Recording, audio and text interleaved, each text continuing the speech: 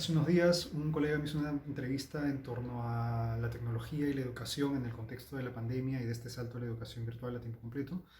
El tema se conecta con un libro que estoy trabajando y que debe publicarse a inicios del próximo año.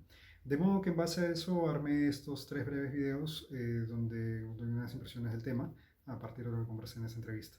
Esta es la primera parte, sin embargo debajo tienen el link al video completo y a las otras dos partes que siguen.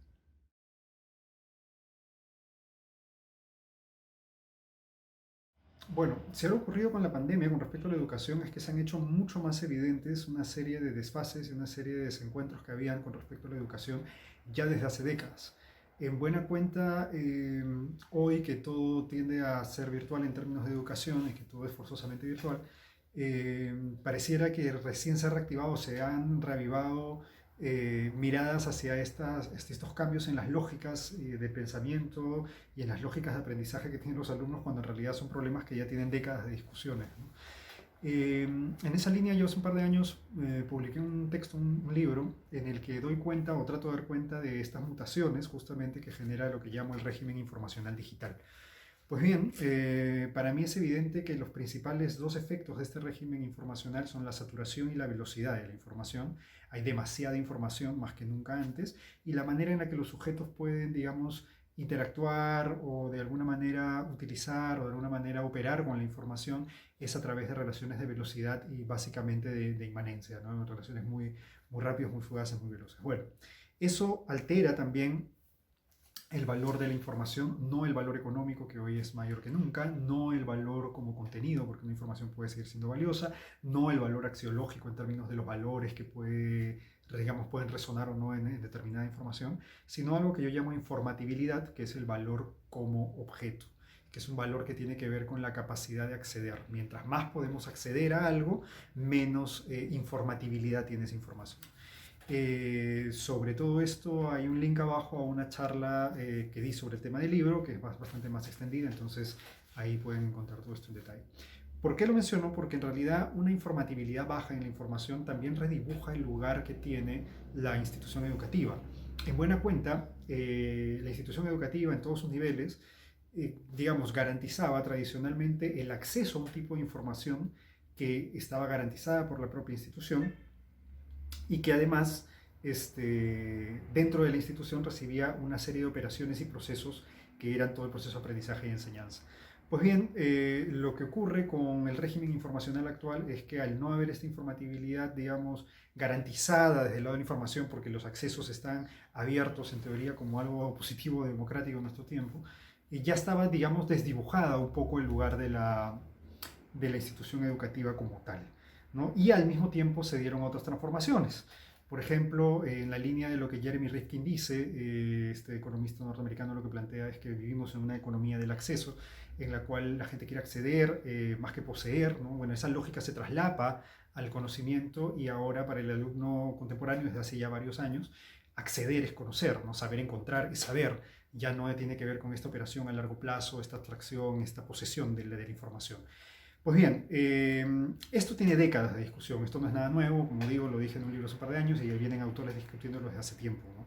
Jean Baudrillard y Paul Virilio dan cuenta de esta saturación que deja inoperante al sujeto como extasiado por violencia y la velocidad mejor que nadie.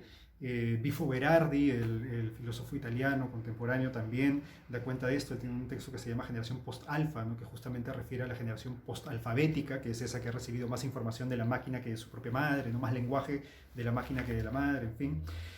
Han presentado, digamos, discusiones al respecto, pero ya incluso mucho antes, hace casi como 50 años, el propio McLuhan ya hablaba, ¿no? Del salto que suponía pasar de esta cultura alfabética lineal secuencial a esta cultura electrónica simultánea, en fin, y cómo cambiaba el pensamiento. La cuestión es que lo que ha ido pasando es que la manera en la que se ha adaptado el sistema educativo es intentar hacer juego con esta nueva forma de pensar, pero desde el lado más técnico. Incluso no se habla de pensamiento computacional y cómo es que de alguna manera supone adaptarse a estas nuevas capacidades, competencias, habilidades, ¿no? Hace poco, dos profesores en Perú, el profesor Jaime Belón y Humberto Roncoroni, publicaron un artículo diciendo cómo es que este pensamiento computacional, perdón, cómo es que le faltaba justamente un componente de humanidades que sea más crítico, en esa línea, ¿no? Y precisamente habla también de esa carencia y cómo es que se ha adoptado esto siempre desde el lado más, digamos, técnico del asunto, ¿no? En esa línea, el propio Bifo Berardi tiene una propuesta simpática, ¿no? Él dice que en realidad el pensamiento crítico tenía que ver con la forma de la escritura, con la forma lógica de verdadero o falso, con la forma del discernimiento, y que eso no existe en la aceleración de los medios digitales, entonces sí o sí se va a perder, ¿no? De alguna manera el pensamiento crítico. Y tanto es así que él plantea que, por ejemplo, la patología de los jóvenes hoy es el pánico, ¿no? El ataque de pánico, el ataque de angustia, que para quienes somos profesores sabemos que es cada vez más común y más cotidiano entre los estudiantes. Tendría que ver, plantea Bifo, con justamente esta imposibilidad pues, de aprehenderlo todo, ¿no? Esta saturación inoperante de la que ya hablaba Baudrillard, y por eso es, digamos, la patología de nuestro tiempo, ¿no? Hoy en día nosotros vemos este meme circulando del perrito de antes y perrito de ahora, ¿no? Y todo se basa, digamos, en una subjetividad, en una sensibilidad millennial, pero es mucho más profundo. Ha cambiado la lógica, el etos, ha cambiado la percepción, ha cambiado la constitución, incluso a nivel cognitivo de esto, ¿no? Pero bueno, esto, digamos, son todas las brechas que existen ya desde hace décadas, repito, en términos de educación. ¿Cuál es el problema ahora y qué es lo que pasa con la pandemia? Que todas estas brechas que se han hecho mucho más evidentes intentan solucionarse por el lado de la vía de la adopción de los soportes, de las plataformas, de la capacidad técnica para utilizarlas y también de los métodos o metodologías para emplearlos bien. Y ese es el problema, porque en realidad estas brechas no se van a saltar por ese lado. En la segunda parte de este video voy a tratar de explicar un poco por qué es que no pueden saltarse por ese lado y qué implica en realidad esta mirada de la tecnología, digamos, más de fondo.